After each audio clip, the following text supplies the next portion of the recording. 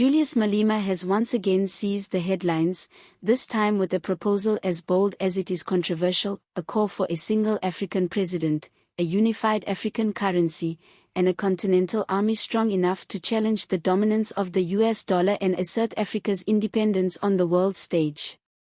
In his trademark fiery style, the economic freedom fighters leader laid out a vision that he insists is not only necessary but overdue, arguing that Africa will remain vulnerable and dependent unless it speaks and acts with one voice. His message, which has already sparked both excitement and criticism, places him at the center of a conversation about what true African sovereignty should look like in the 21st century. Malema's argument is rooted in a simple but profound idea: divided, Africa is weak, but united, it can stand shoulder to shoulder with the world's great powers. He insists that colonial borders and fragmented national economies have kept the continent divided for far too long, making it easy for outside powers to exploit Africa's resources while keeping its people in poverty. A single African president, he says, would provide the leadership and accountability necessary to steer the continent in one direction, ensuring that no single country is left to face global giants alone. This vision, he argues, would finally move Africa away from being a playground for external powers and toward becoming a serious global player with its own independent agenda. Central to Malema's plan is the call for a unified African currency, one that could replace the fractured system of local currencies that leave African economies vulnerable to speculation, inflation, and manipulation by stronger global currencies like the dollar, euro, or yuan. He believes that as long as African countries trade and borrow in dollars, they will remain shackled to foreign interests, unable to define their own economic destinies. By creating a continental currency backed by Africa's immense mineral wealth and natural resources, Malema says the continent could free itself from the cycle of dependency and reclaim the value of its resources for its own people.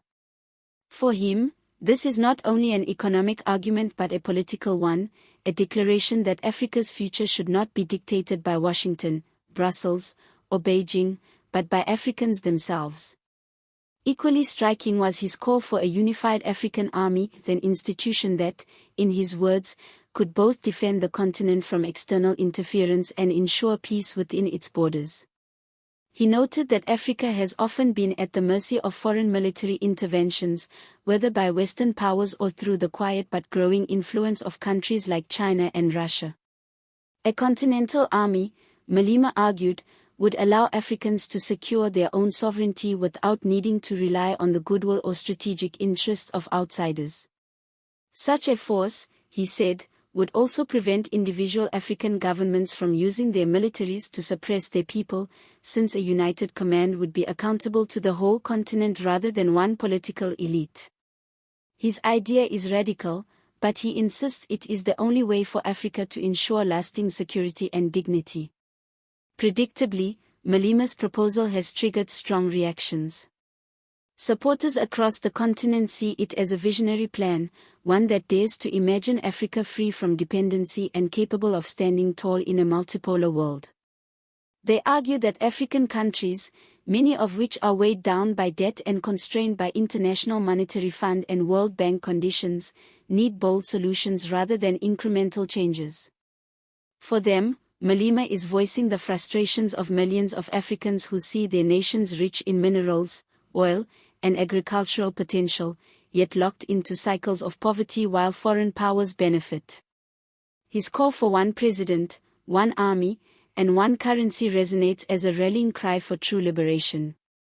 But critics, including many analysts and political leaders, dismiss Malema's plan as unrealistic, even dangerous. They argue that Africa's vast diversity of languages, cultures, religions, and political systems makes a single government impossible to manage. They also point out that even regional economic blocs like the African Union have struggled to enforce unity, with disagreements over policy and sovereignty frequently undermining collective action. The idea of a single currency, they say, is impractical given the wide disparities between African economies, with some nations relatively stable while others struggle with runaway inflation and weak institutions. As for a continental army, critics warn it could lead to new conflicts over control, funding, and political allegiance. To them, Malema's proposal may be powerful rhetoric, but it risks ignoring the hard realities of governance. Yet Malema thrives on controversy. He knows his words will not be easily accepted, but his power lies in pushing the debate into the public arena. For decades, African leaders have spoken about unity, but few have dared to spell it out with such bluntness: one leader, one currency, one army. Whether or not his proposal is realistic, it forces Africans to confront the question of how long they are willing to accept a status quo that keeps them economically dependent and politically fragmented. Malema is betting that by igniting this conversation, he can position himself not only as a South African opposition leader but as a continental figure, someone who speaks to the aspirations of Africans beyond his borders. The global implications of his idea are also impossible to ignore. If Africa were to ever establish a single currency and army, it would instantly alter the balance of power in the world. The US dollar, long the dominant global reserve currency, would face its first serious competitor backed by an entire continent's worth of resources and population. Foreign powers that have long dictated the terms of trade and investment in Africa would find themselves forced to negotiate with a united entity rather than picking off weaker states one by one. Even if Malema's dream remains far from reality, the very idea of it highlights Africa's potential power if it could ever harness its unity. For ordinary Africans, Malema's vision strikes both hope and skepticism. Some are inspired by the idea of an Africa strong enough to chart its own course, free from the dictates of foreign capitals. Others are wary, pointing out that many African governments already struggle to manage corruption, inequality, and basic governance within their own borders. How then would they manage an entire continent under one president? Still, the passion Malema evokes cannot be denied. He gives voice to a yearning for dignity, respect, and control over Africa's destiny that cuts across national boundaries. What is clear is that Malema has once again succeeded in dominating the conversation.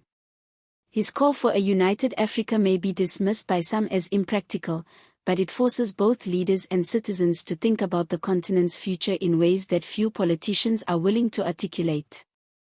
By positioning unity as the only path to real independence, Malema challenges Africans to confront uncomfortable truths about their present and imagine a bolder tomorrow. Whether his words spark actual movement toward unity or remain symbolic, they ensure that the debate over Africa's sovereignty and future cannot be ignored.